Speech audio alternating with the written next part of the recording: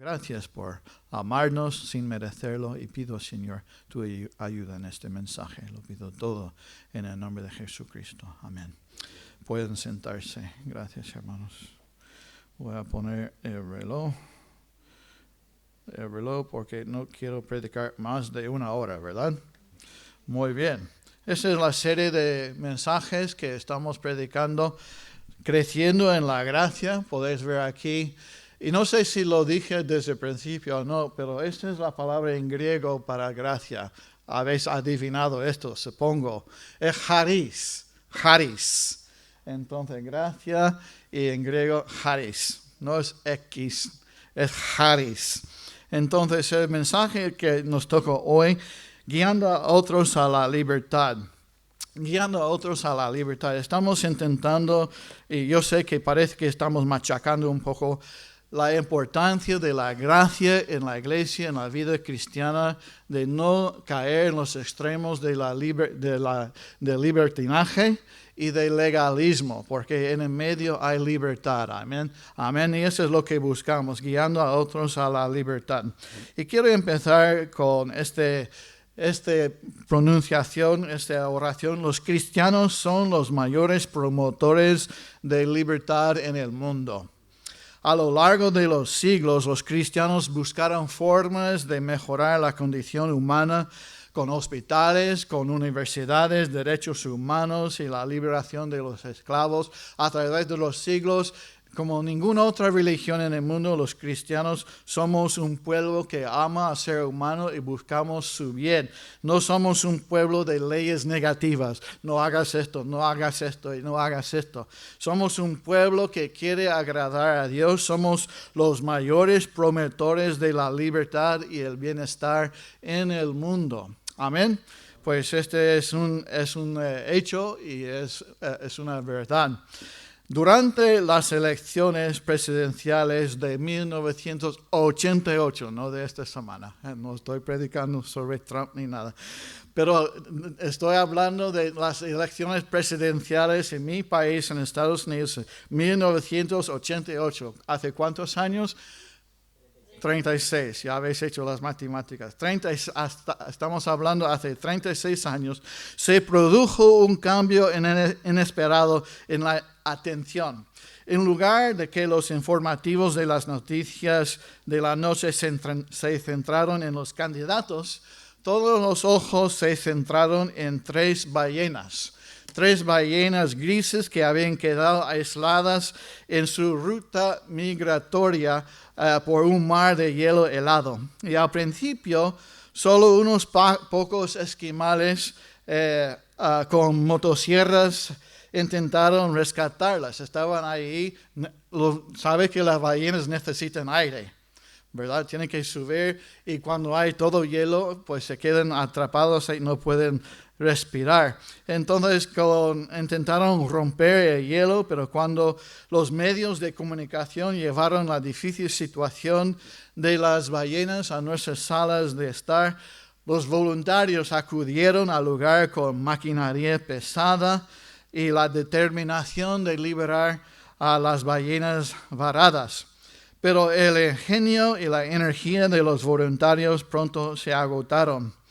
Entró en la escena la Guardia Nacional. Sus helicópteros dejaron caer una trituradora de hormigón de 5 toneladas para romper el hielo.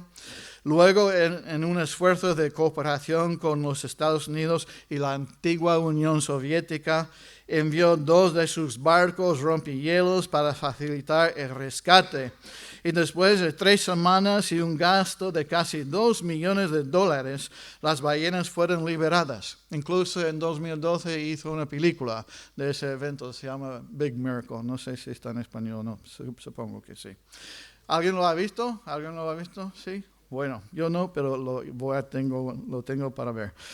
Entonces, este heroico y noble rescate despertó un sentimiento de compasión en todo el mundo, pero también hizo algo más. Al mostrar nuestra voluntad de salvar a un par de mamíferos del mar, mostró nuestro fracaso a la hora de sumarnos a los esfuerzos de rescate que involucran a las personas. El mundo ama a los animales más que otros seres humanos.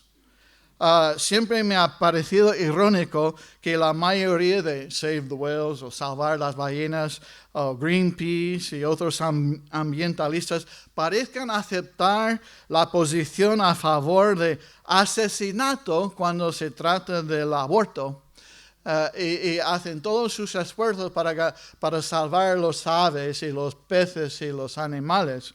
Están dispuestos a luchar para salvar las vidas de las ballenas y los bosques y los mares y quitar todos los plásticos, pero aceptan sin reservas que se pueda matar a seres humanos inocentes en el vientre sin pensarlo dos veces.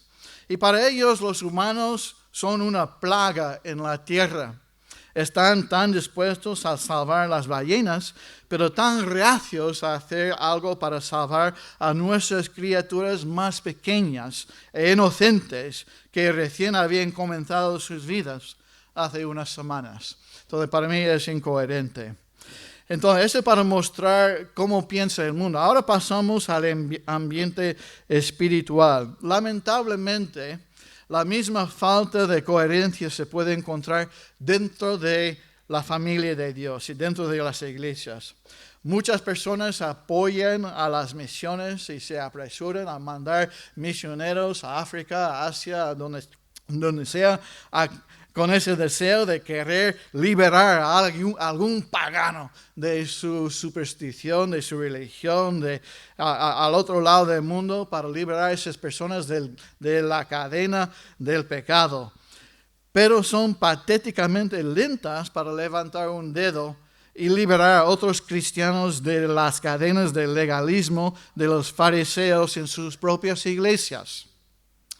Y es cierto que los cristianos en los días de Pablo no lucharon exactamente con los mismos problemas con que luchamos hoy día.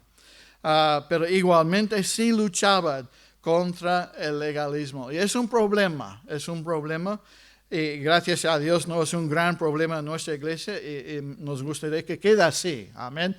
Que no entre el legalismo. Pablo en su primera carta a los Corintios, vamos ahí para leer este texto. 1 Corintios capítulo 10 estableció algunos principios que se aplican a nosotros hoy. Os invito a buscar 1 Corintios capítulo 10.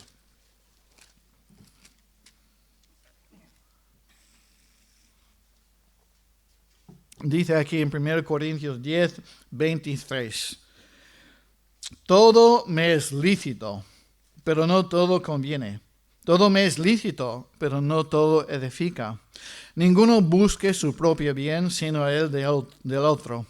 De todo lo que se vende en la carnicería, comed, sin preguntar nada por motivos de conciencia, porque del Señor es la tierra y su plenitud. Si algún incrédulo os invita y queréis ir de todo lo que se os ponga delante, comed, sin preguntar nada por motivos de conciencia. Mas si alguien os dijere, esto fue sacrificado a los ídolos, no lo comáis por causa de aquel que lo declaró, y por motivos de conciencia, porque del Señor es la tierra y su plenitud. La conciencia, digo, no la tuya, sino la del otro. Pues ¿por qué se ha de juzgar mi libertad por la conciencia de otro? Y si yo con agradecimiento participo, ¿por qué he de ser censurado por aquello de que doy gracias? Si pues coméis o bebéis o hacéis otra cosa, hacedlo todo para la gloria de Dios. Amén. No seáis tropiezo ni a judíos, ni a gentiles, ni a la iglesia de Dios, como también yo en todas las cosas agrado a todos, no procurando mi propio beneficio, sino el de muchos. ¿Para qué? Para que sean salvos. Amén. Pues este pasaje se centra en el consumo de carne ofrecida a los ídolos. Ese no es un problema hoy. Tú puedes ir a cualquier tienda y comprar carne de Carrefour, de Mercadona, o de los moros, da igual. Y pues se puede comprar. Hemos comprado un carne de los moros, otra riquísimo. Pues en aquellos días el principal tabú era no ir a las discotecas o al cine o participar en los deportes los domingos. No fue beber alcohol o fumar o si se debe usar maquillaje. Era la conciencia tranquila. Esa fue la lucha, la conciencia tranquila. En aquel entonces la cuestión principal era si los cristianos podían consumir carne ofrecida a los ídolos con la conciencia tranquila. Ahora, ¿pueden los cristianos comer carne ofrecida a los ídolos? ¿Sí o no? Sí, los ídolos son nada, ¿verdad? Pero Pablo dice, pues ese cristiano, este creyente, ese hermano nuevo en la fe, que todavía su conciencia es fresca y recién salido de esa forma de vivir, su conciencia le condena a comprar y comer carne ofrecida a ídolos, aunque los ídolos no son nada. Y pues Pablo no era de los que establecían muchas reglas legalistas o regulaciones farisaicas rígidas. Dejó en claro que Dios ha dado a sus hijos una maravillosa libertad en Cristo. Amén. Libertad del pecado y de la vergüenza, pero también libertad de volver a los estilos de vida legalistas impuestos por otros cristianos y por las leyes del Antiguo Testamento. Y cuando las cosas cuestionables no están claramente explicadas en las Escrituras, ¿qué hacemos? ¿Qué hacemos? Cuando se presenta hoy día una cosa en el mundo que la Biblia no dice nada de televisores, de coches, de aviones y submarinos. La Biblia no habla de esas cosas. ¿Qué hacemos? Entonces se convierte en una cuestión de preferencia o convicción personal. ¿Puede un cristiano conducir un coche? ¿Sí o no? Cada uno a su gusto, cada uno a su... Yo estuve en una iglesia en Missouri donde los cristianos recién salieron de la comunidad de los menonitas. Y estuvimos con un hermano de la iglesia después del culto a ir al restaurante en su coche y dice que todavía me hace cosa tomar el volante de ese coche y llevarlo al restaurante porque hace poco fue prohibido con su carrito de caballo y todo, pero ahora está con coche. ¿Puede ese hermano conducir un coche? ¿Es bíblico o no bíblico? Sí, puede. Sí, puede. Entonces, ¿puede un cristiano conducir un coche? La Biblia dice que nada, no dice nada al respecto. Pero si no hay una ley, hay principios de sabiduría, hay principios bíblicos. En la misma carta, aquí en 1 Corintios capítulo 6, unos capítulos atrás, Pablo habla sobre el tema de la libertad. Dice en 1 Corintios 6, 12. Aquí en la pantalla también, si no lo has encontrado. Todas las cosas me son lícitas, mas no todas convienen. Todas las cosas me son lícitas, mas yo no me dejaré dominar de ninguna. Entonces, déjame explicar. Por ejemplo, no hay nada malo con tu PlayStation. Como es PS4 o lo que sea. No hay nada malo con tu PlayStation, pero si estás chupando tiempo que puedes pasar con el Señor, sí es un problema. Entonces, la Biblia no dice nada de tu Nintendo, lo que sea. Eso es muy antiguo, ¿verdad? Yo soy de otra generación X, no sé. Pablo dice, cuando Pablo dice que todo me es lícito, se refiere a todo lo que no está específicamente ordenado o prohibido en la Biblia. Entonces, la Biblia dice, no matarás. Eso está claro, ¿verdad? Está claro. No hay duda. Dios ha hablado claramente.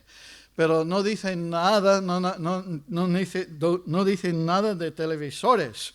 Entonces el versículo dice, todas las cosas sobre las que Dios no ha hablado, me son lícitas si no están en contra de ningún principio bíblico.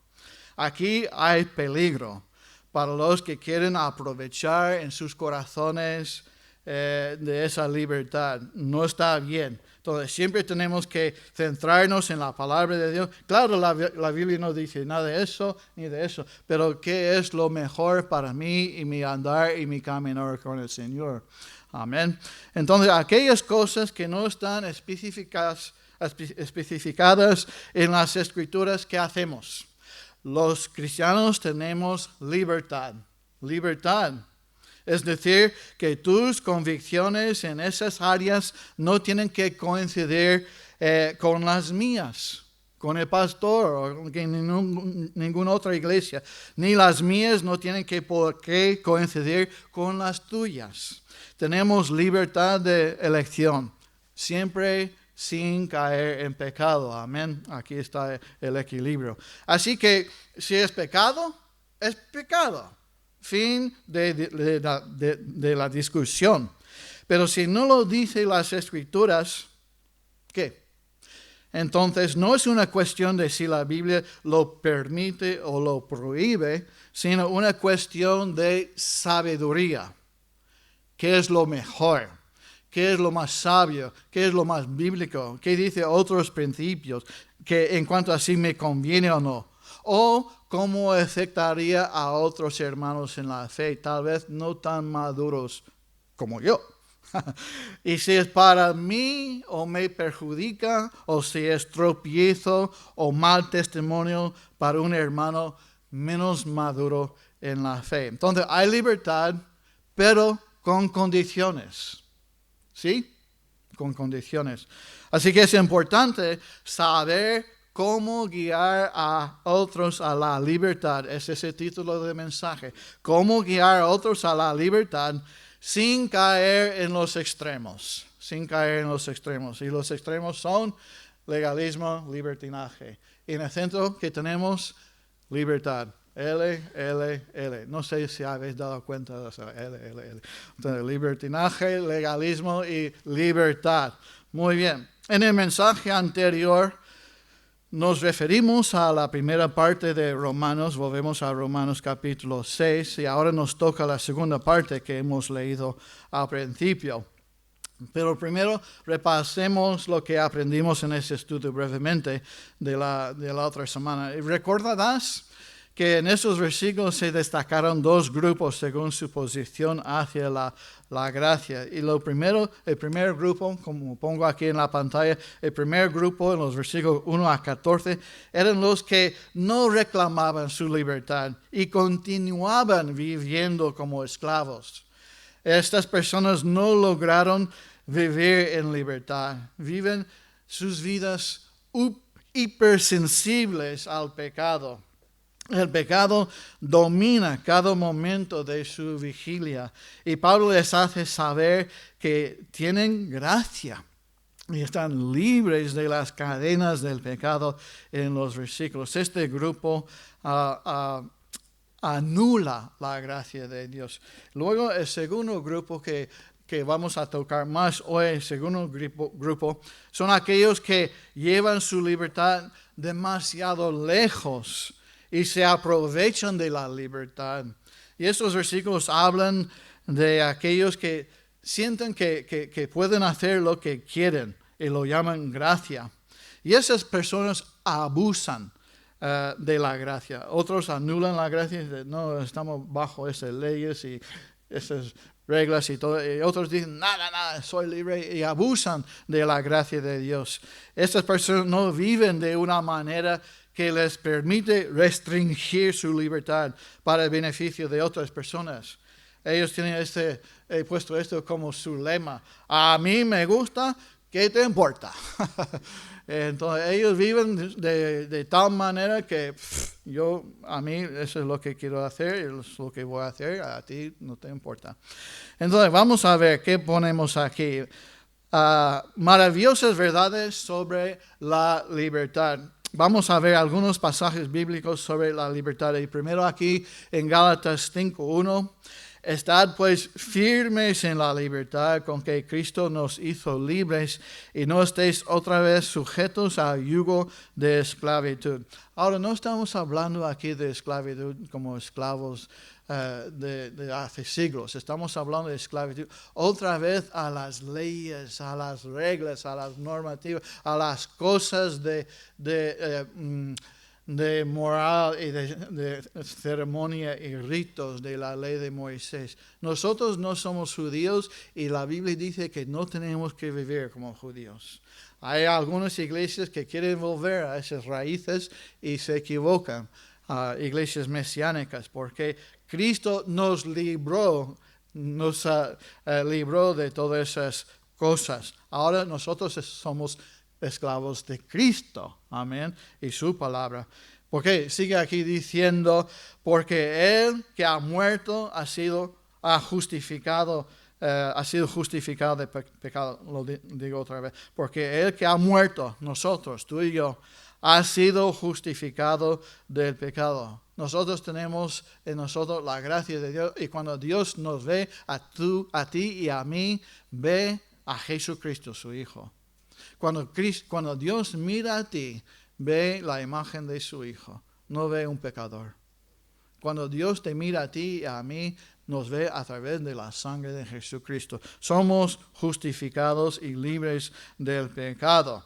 Ahora dice aquí en Romanos 8:2, porque la ley del Espíritu de vida en Cristo Jesús me ha librado de la ley del pecado y de la muerte. ¿Y por qué queremos volver? No queremos volver.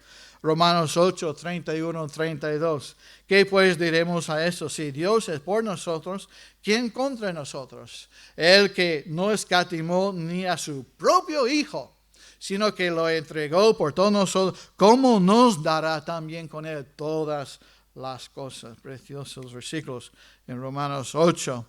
Y luego conoceréis la verdad y la verdad os hará libres. Así que si el Hijo os libertare, seréis verdaderamente libres. Eso está en todo el Nuevo Testamento, hermanos. Y gracias a la gracia de Dios.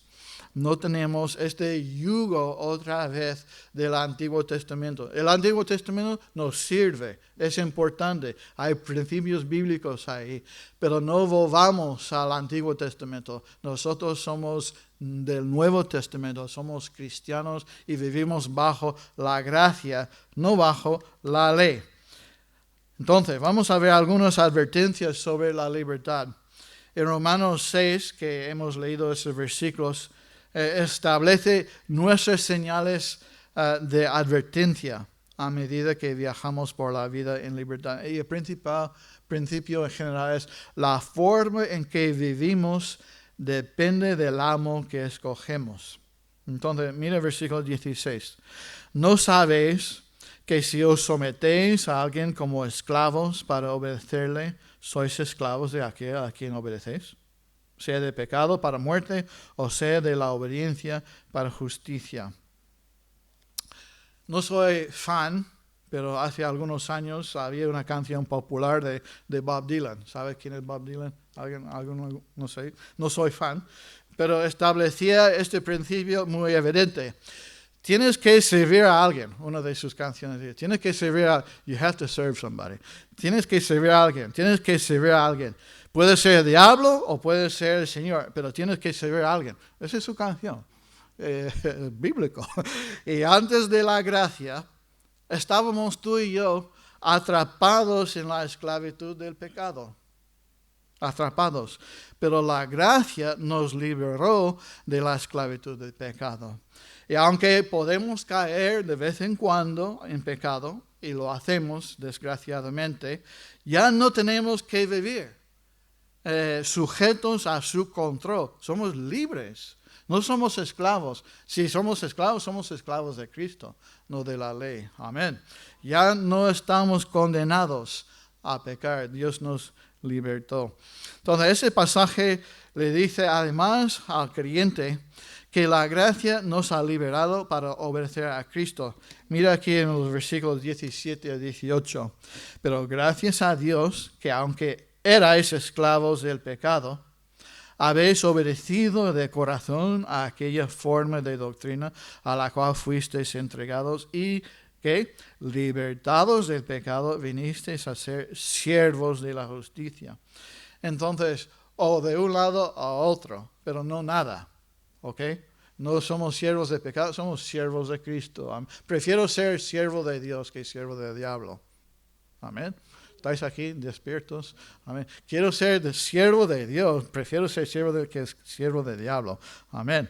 Entonces, la gracia no significa que podemos vivir de la manera que queramos.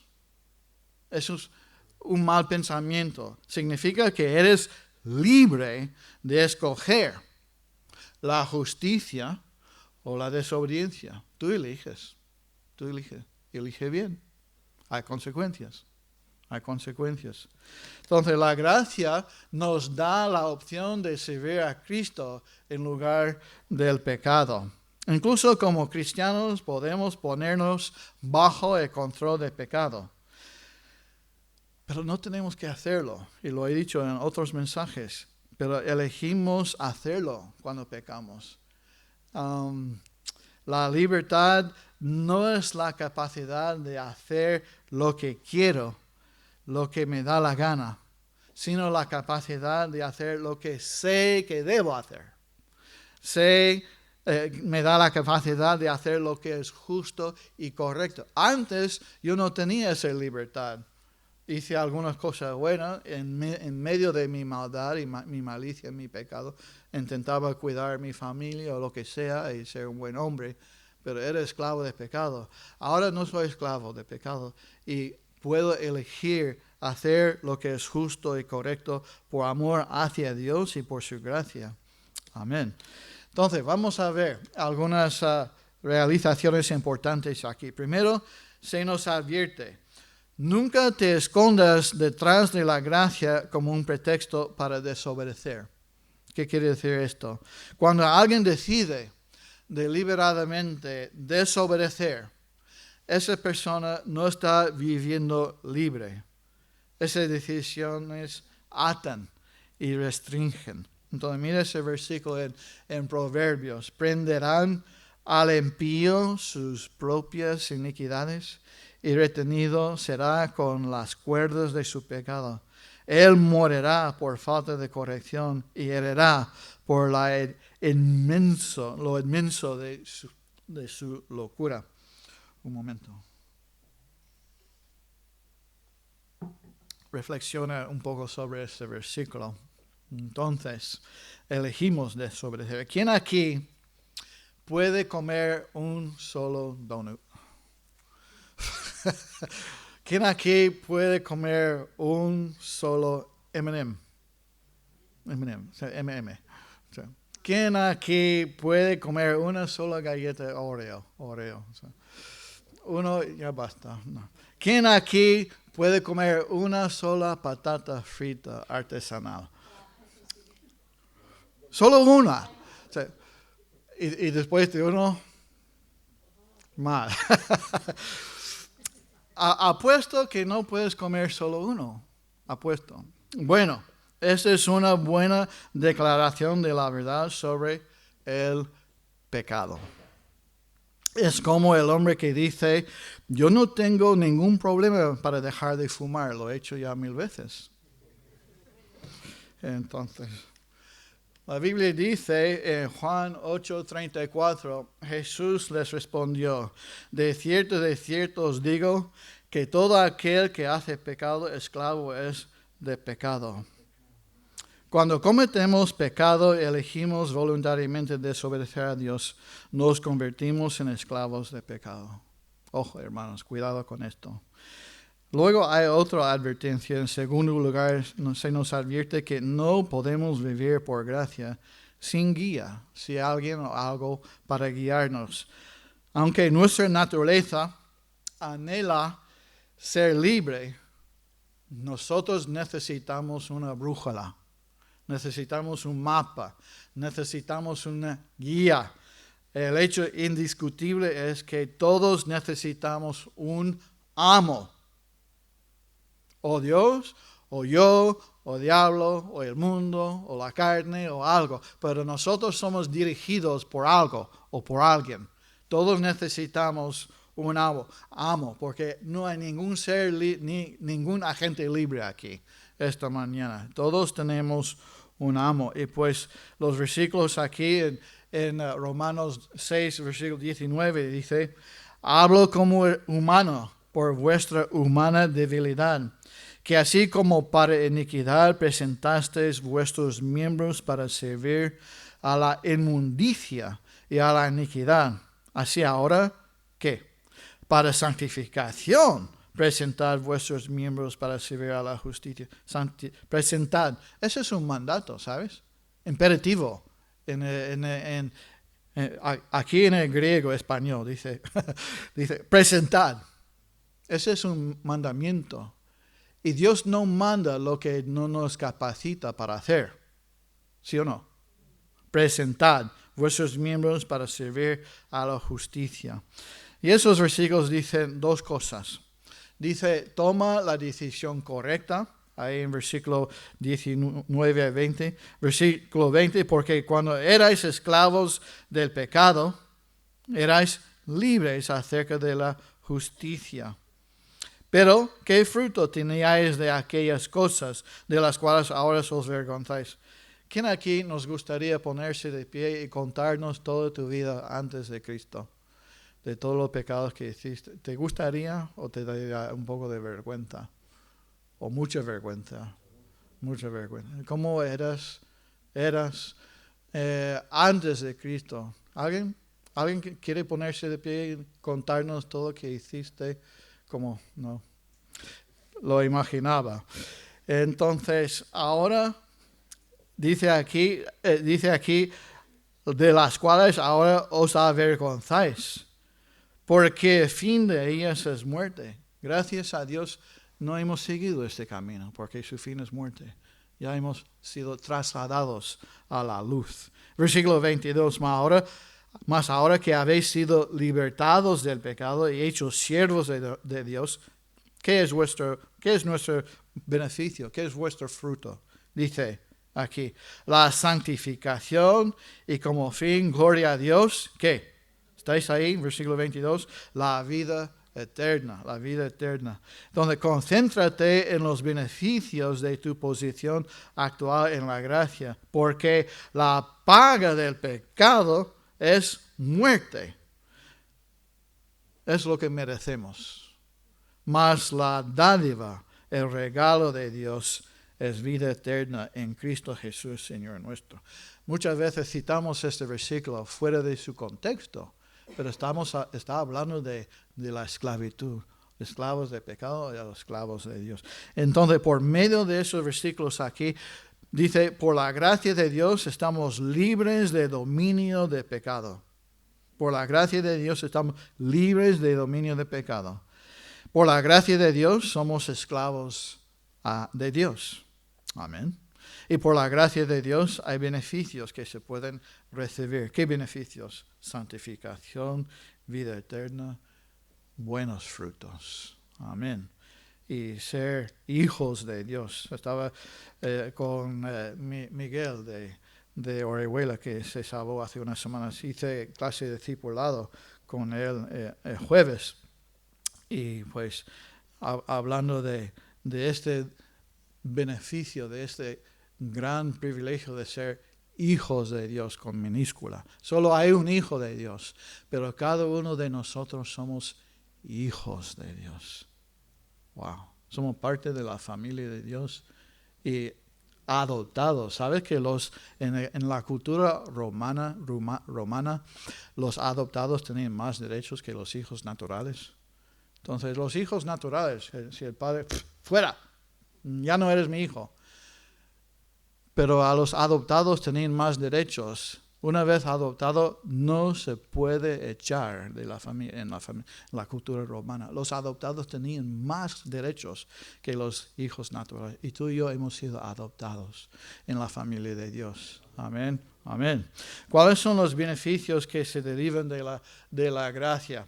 Aquí dice el emocionante proceso de crecer hasta la madurez como cristiano. No hay vida mejor que la vida cristiana. ¿Lo crees?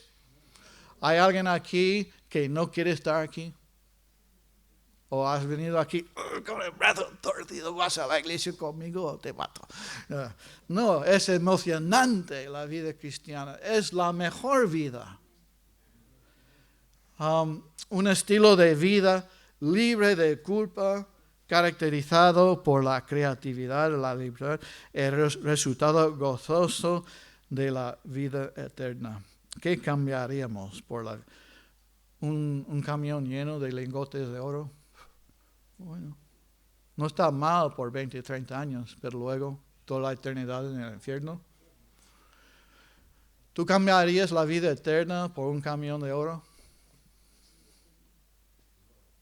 No. Gracias. La mitad. Entonces, en contraste, ¿cuáles son los salarios que reparte el capataz de pecado? Entonces, ¿cuáles son los resultados de vivir bajo la ley, bajo el pecado, la esclavitud? Una ruptura instantánea de nuestra comunión con Dios. Pero vuestras iniquidades han hecho división entre vosotros y vuestro Dios, y vuestros pecados han hecho ocultar de vosotros su rostro para no oír. No estamos hablando del pecado que quita la salvación, quita la comunión, rompe la comunión. La relación está intacta, pero tú necesitas confesar y pedir perdón a Dios para restablecer esa comunión. Siempre eres un hijo de Dios cuando pecas, pero se rompe la comunión. Y Dios no han hecho ocultar de vosotros su rostro para no oír. Dice en 1 Juan que tenemos que confesar nuestros pecados y Él es fiel y justo para perdonar nuestros pecados y limpiarnos de toda maldad. Entonces cuando pecamos tenemos que restablecer esa comunión porque está rota. También tenemos otro daño de ser bajo el pecado, la eliminación de la bendición de Dios. No sé si has leído alguna vez Deuteronomio 28, pero es tremendo. Y no voy a leerlo todo, pero solamente unos versículos aquí. Deuteronomio 28. ¿Dónde estás? Deuteronomio 28. Aquí estás. Dice aquí un capítulo entero de todas las bendiciones que Dios para el pueblo de Israel.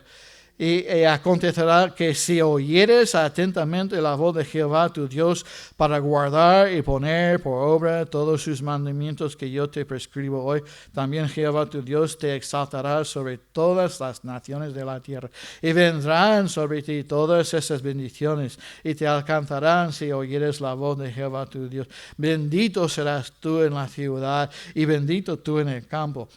Bendito el fruto de tu vientre, el fruto de la tierra, el fruto de tus bestias y la cría de tus vacas. Y bendita serán tu canasta y tu artesa de amasar. Bendito serás en tu entrar y tu salir. Todo un capítulo de bendiciones con esa buena comunión con el Señor. Pero si estamos en pecado, se pierde todas esas bendiciones.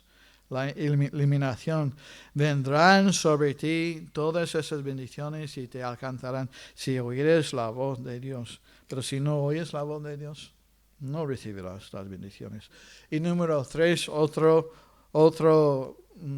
estoy hablando de daño de vivir bajo la esclavitud del pecado. La miseria de una conciencia culpable. Vamos a Salmo 32. Salmo 32. Busca conmigo, por favor, rápido. Salmo 32, versículo 3. Dice, mientras callé, se envejecieron mis huesos en mi gemir todo el día, porque de día y de noche se agravó sobre mí tu mano. Se volvió mi verdor en sequedades de verano. Mi pecado te declaré y no encubrí mi iniquidad. Dije, confesaré mis transgresiones a Jehová, y tú perdonaste la maldad de mi pecado. Salmo de David. Entonces aquí tenemos una conciencia culpable. Un horrible efecto secundario de pecado. es que produce recuerdos. No lo puedes olvidar muchas veces. Uno de los problemas que enfrentamos como cristianos es cómo enfrentamos los recuerdos de pecados pasados, ¿verdad? Tenemos esas memorias y recuerdos de todo lo que hicimos en otros años. Y el pecado nos llena de arrepentimiento y vergüenza y culpa. Y Satanás tratará de usar esos recuerdos en nuestra contra. ¿Ves? Todo lo que hiciste, y te llamas hijo de Dios, no eres digno de ser llamado hijo de Dios. Hace que los recuerdos los recordamos para avergonzarnos y condenarnos y para volvernos inútiles para el reino de Dios. Mira lo que hiciste, no puedes servir a Dios, ya eres un cristiano dañado y con esos fallos y fracasos. Pero si nos hemos arrepentido, y creyendo en Jesucristo, la culpa y la vergüenza viene de Satanás, no de Dios. Ya no estamos bajo la culpa, ya no estamos bajo la vergüenza. Dios nos ha limpiado. Entonces, no escuches las mentiras de Satanás, porque hemos sido liberados de toda esa vergüenza y culpa. Y eso es solamente la voz de Satanás susurrando en tus oídos para desanimarte y hacerte inútil en la obra del Señor. Número 4, otro daño, pérdida de integridad personal. Solo tenemos que mirar a la pérdida de integridad de David a causa de Betsabé en 2 Samuel. Pérdida de integridad personal. El testimonio de David fue dañado. Y no sé por qué tardó tantos meses y meses antes que Natán vino para hablar con él, para arrepentirse. Pero lo hizo al final, pero perdió esa integridad personal. Para los que no se arrepientan, amén, para los que no confiesan sus pecados. Y luego número 5, detención repentina de crecimiento espiritual. El pecado nos afecta al hacernos muertos por dentro a las cosas de Dios. Nos volvemos muertos. Escúchame, eso es importante. El pecado perjudica nuestro crecimiento espiritual, ¿sí o no? Sí. Nos hace muertos al amor, muertos al gozo de servir al Señor, espiritualmente ciegos, espiritualmente insensibles, la conciencia está con más dureza y espiritualmente muertos. Salomón experimentó esto después de caer en pecado con mujeres extranjeras. Mira conmigo rápidamente, 1 Reyes 11. 1 Reyes 11, qué triste. Salomón que empezó tan bien y terminó tan mal. 1 Reyes capítulo 11, ¿qué dice? 1-4. Dice, pero el rey Salomón amó, además de la hija de Faraón, a muchas mujeres extranjeras. Esas mujeres extranjeras. No estoy bromeando. Esas mujeres extranjeras. A las de Moab, a las de Amón, a las de Edom, a las de Sidón y a las Eteas, gentes de las cuales Jehová había dicho a los hijos de Israel, no os llegaréis a ellas, ni ellas se llegarán a vosotros, porque ciertamente harán inclinar vuestros corazones tras sus dioses. ¿Qué marido aquí puede resistir la voz de su mujer por más de 1 hora? Se puede pelear, no cariño, pero después de 1 hora, un día, una semana, pues caemos siempre. Entonces, inclinar vuestros corazones tras sus dioses. A estas pues se juntó Salomón con amor y tuvo, yo siempre me río en esto, y tuvo 700 suegras y 300 suegras concubinas y sus mujeres desviaron su corazón. Estoy cambiando la palabra de Dios. Y tuvo 700 mujeres reinas y 300 concubinas, y sus mujeres desviaron su corazón. Y cuando Salomón era ya viejo, sus mujeres se inclinaron su corazón, igual como Dios había dicho, tras dioses ajenos, y su corazón no era perfecto con Jehová su Dios como el corazón de su padre David. ¿Cuál era la diferencia entre Salomón y su padre? David confesó y se arrepintió. Salomón, que sepamos, no. Qué triste. Entonces, el pecado hace ese daño a tu vida espiritual. Y por último, vamos a ir terminando, hace daño a las relaciones tensas con otros cristianos. Volvemos a 1 Corintios 5. 1 Corintios 5. No eres una isla, no eres una roca. Todo lo que tú haces como cristiano afecta a otros. Otros están mirándote, otros observando en tu familia, en tu hogar, en tu iglesia. Lo que tú haces afecta a otros. ¿Sí o no? Lo hemos experimentado. 1 Corintios 5, 9. Os he escrito por carta que no os juntéis con los fornicarios, no absolutamente con los fornicarios de este mundo, o con los avaros, o con los ladrones, o con los idólatras, pues en tal caso os sería necesario salir del mundo y vivir un monasterio. Más bien os escribí que no os juntéis con ninguno que llamándose hermano en la fe, fuere fornicario, avaro, idólatra, maldiciente, borracho o ladrón, con el tal ni aún comáis. Porque ¿qué razón tendría yo para juzgar a los que están fuera? ¿No juzgáis vosotros a los que están dentro? Porque a los que están fuera, ¿quién los va a juzgar? Dios juzgará. Pero dentro de la iglesia, entre la familia de Dios, quitad pues a ese perverso de entre vosotros. Por eso la disciplina en la iglesia. Cuando hay uno que sigue en su pecado. Esto es lo que pasa con los que siguen en esclavitud al pecado. Que no se arrepientan, que se aprovechan y abusan de la gracia de Dios. Peligro, peligro. Entonces, para terminar, vamos a recordar de cómo mantener ese equilibrio de los que quieren abusar de la gracia. Ese no se estanca. Abusar de la gracia no se estanca.